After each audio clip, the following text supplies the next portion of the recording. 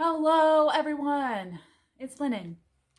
Today, I want to talk about something that I read recently. I came across this article somehow on the internet, and it talked about questions that, like, 20 questions spiritual people seek. Like, I guess the most popular that if you're a spiritual person or consider yourself a spiritual person, these are 20 good questions that generate that need to be answered by you. And I think that in this specific person's blog, they talk about how they use these questions as like a jumping off point for different times in their life, like check-in, like checkpoints, if you will. Like ask yourself today about like these questions, ask yourself them today, and then go back in 5 years and answer them again. And then it can be like a reflectiveness kind of a practice as to how you see the world and, things like that. So I thought that was really cool. I love thinking about spirituality this way, in like a reflective way, like ways in which I can get to know myself. And how I process information is very much a huge part of my practice. Know thyself is a huge part of my practice. And it's about asking yourself the questions and asking yourself not even these questions, other questions, all kinds of questions. It's about getting to know yourself as an individual. So I started asking myself questions so that I could get to know myself, because I thought, well, if I don't know myself and I don't know my values and stuff like that, how do I expect these other people to want to know the real me, the me that's the whole me, the me that is outside of my wifehood and the outside of my motherhood and outside of my sisterhood and daughterhood, and what that looks like. And if I love and if I know myself, I can fall in love with myself, and then others will want to as well. And that's kind of what I've been doing, the last couple of years, I guess, since I became spiritual. So anyway, I wrote down the 20 questions and I handed in a notebook, and I wanted to just tell you the questions. I'm not going to be answering them here because I believe that these questions to be very personal, and I believe these questions to be very much like almost grimoirean.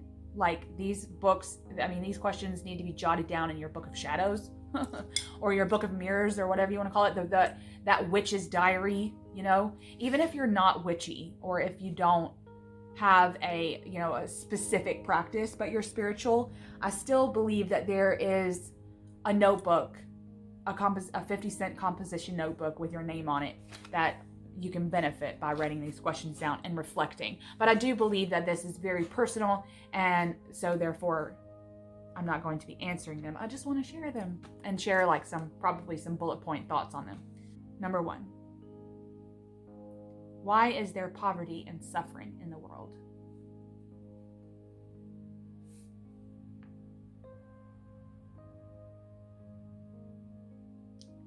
Number 2, what is the relationship between science and religion? That's powerful right there.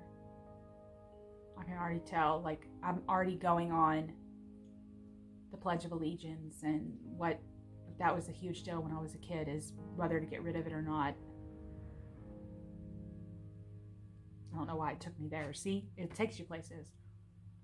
Why are so many people depressed?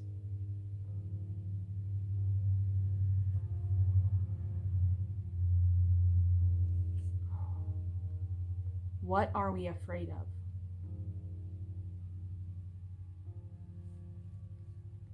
When is war justifiable? That's a huge moral question. How would God, your God, okay, want us to respond to aggression and terrorism?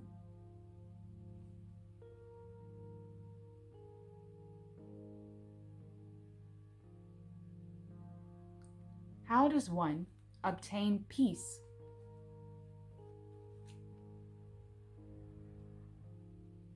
What does it mean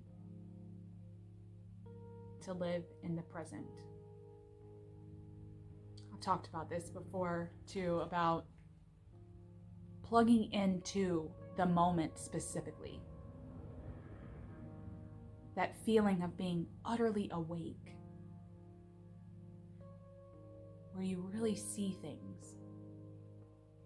You know, you really don't realize, you're not realizing that you're seeing something in like a new light, but you do. And what does that look like? Like, what does your house look like? What does it sound like? What frustrates you? What pulls out emotions in you? I think about being in the moment as reevaluating the moment. I'm in the moment right now, but I'm not in the moment.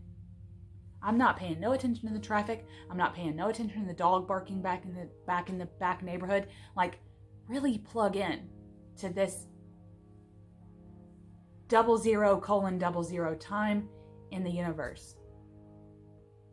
Can you plug in so much to where you can talk to somebody at the other end of the world?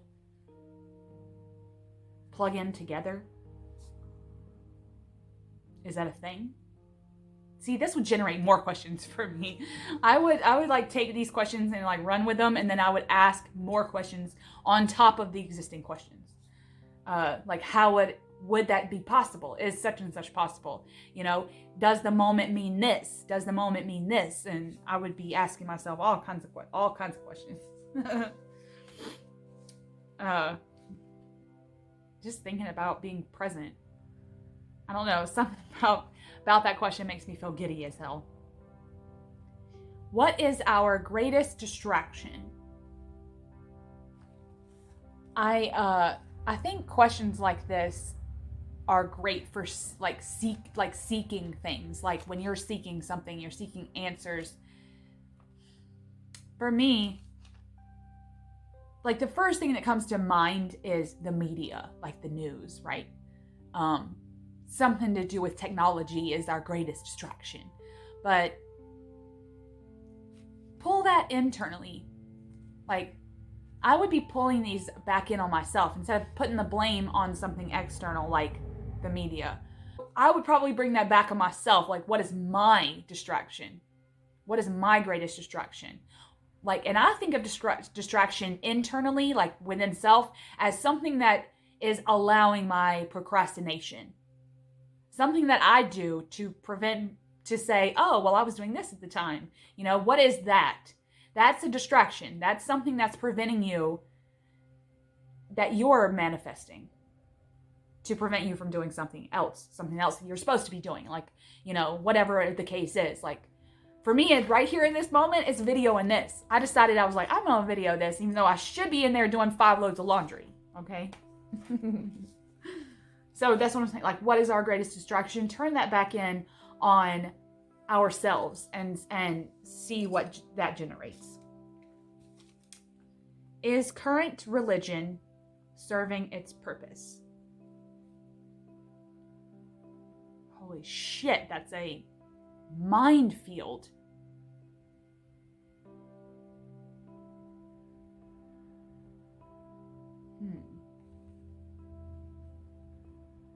Is current religion serving its purpose? Well, first you have to ask yourself, what is its purpose? Damn, I'm getting so many threads to jump off of that. What happens to you after you die? The answer to this for me has changed a lot. It seems like every time I ask myself this question, it changes just a little bit.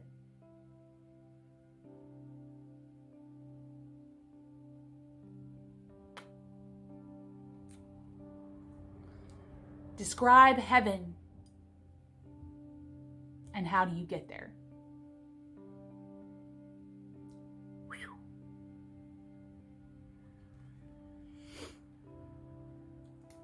Describe heaven.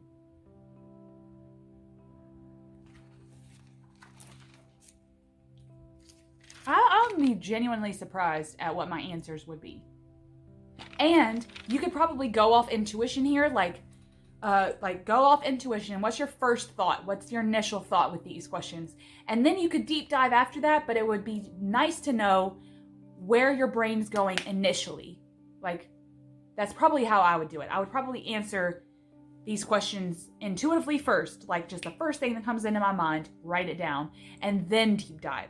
And then when I reassess in a year or 5 years' time and re-answer the questions, or however many times I want to reassess and re-ask myself these questions, I could, I don't know, there'll probably be different answers, different ways in which your intuition is going to tell you, and then the rabbit holes you chase in the deep dive will be different. That's I think that's the most exciting thing for me, is knowing. I would want to see how different the answers are, if that makes sense. What is the meaning of life? Oh. I touched on this in a Mindsight video about nihilism and whether or not there's a meaning, and what are your thoughts on life in general? Is there a purpose? Is there a meaning? When you get into slumps and you have these nihilistic thoughts, or nihilistic, your thoughts are kind of nihilistic. Do you still hold some sort of like base foundation meaning for life? Or do you not? Do you not give a shit? You can write that down if that's the case. But these questions are so,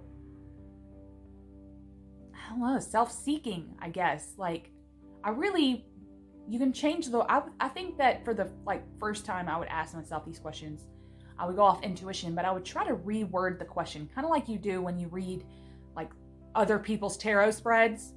You have to kind of word that to suit you. And I would kind of try to reword the questions that would make most sense to me, if that makes sense. All right. Ooh. Describe God. Is God this omnipresent being? Is one being? Is it multiple beings?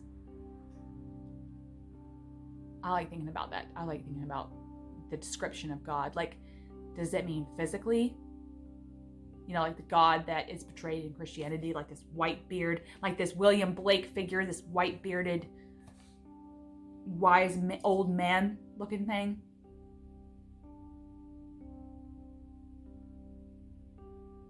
I often thought, like, okay,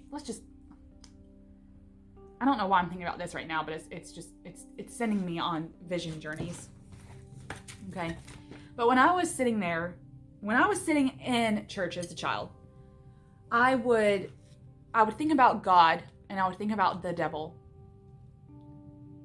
And they were often portrayed in like our pamphlets and brochures and shit that we would have at the church, as like these old figures. Satan would be like this ugly demon-looking figure, and then God would be this old, wise Gandalf-looking figure, right? And I thought, if I was God, right, this powerful being, I would be like the sexiest genie.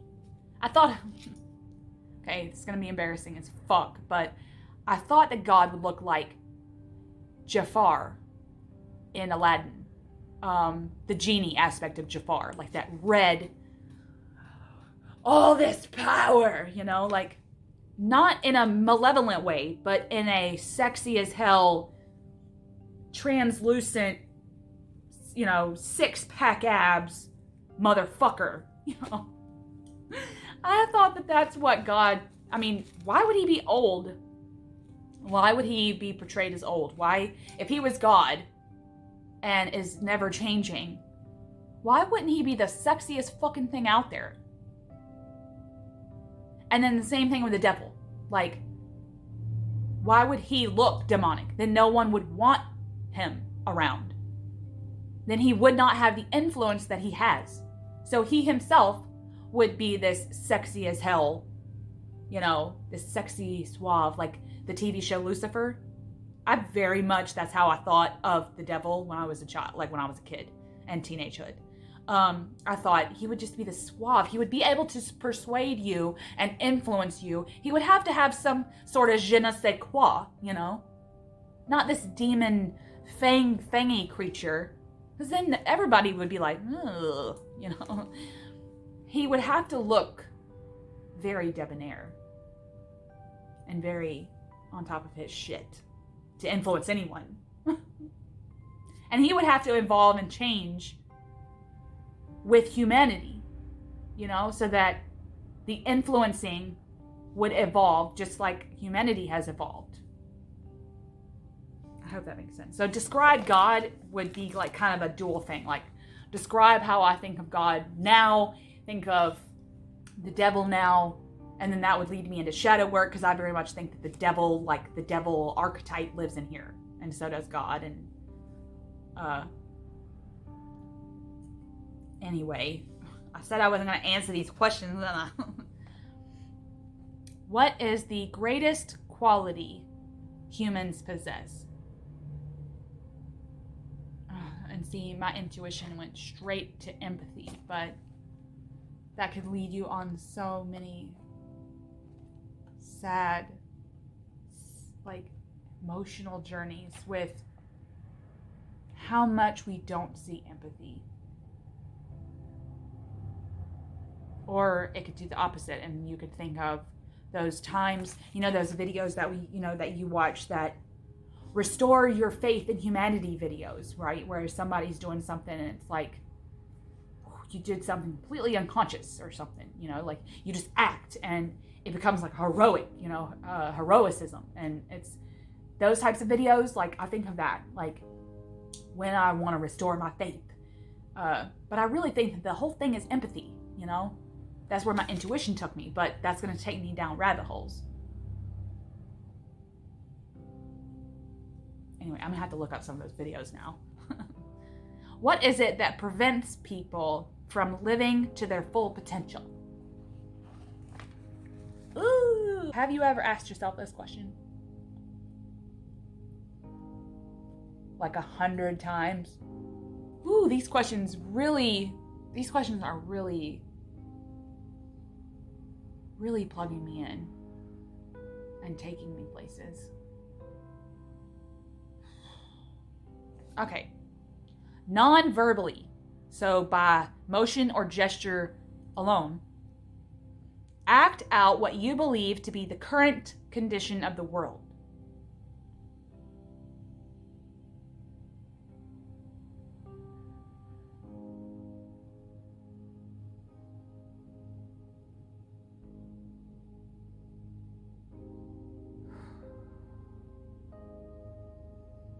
Man, that pulls me.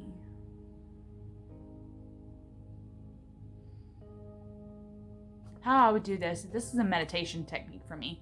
It says non-verbally by motion or gesture alone.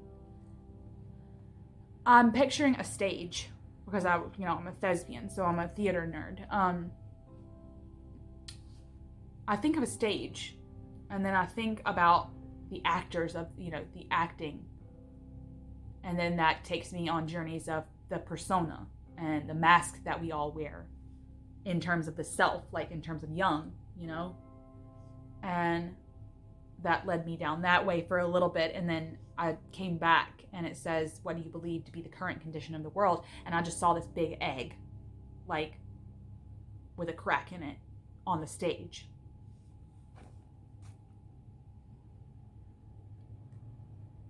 Visualization is powerful as hell, okay? For me. Okay. What is your one wish for the world?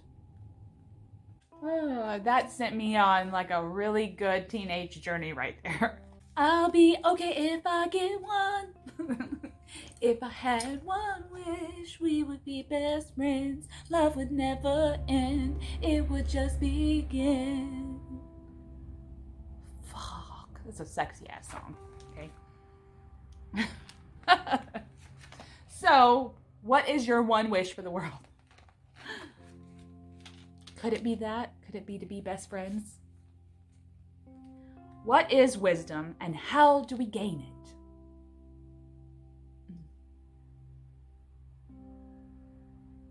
That is an unanswerable question.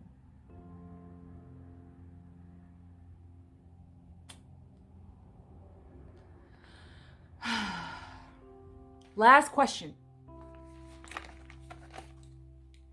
Are we all one?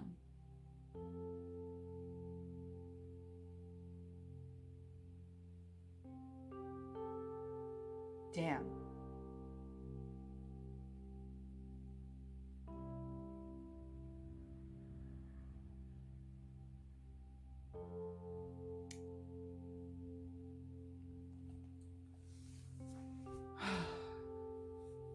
Powerful.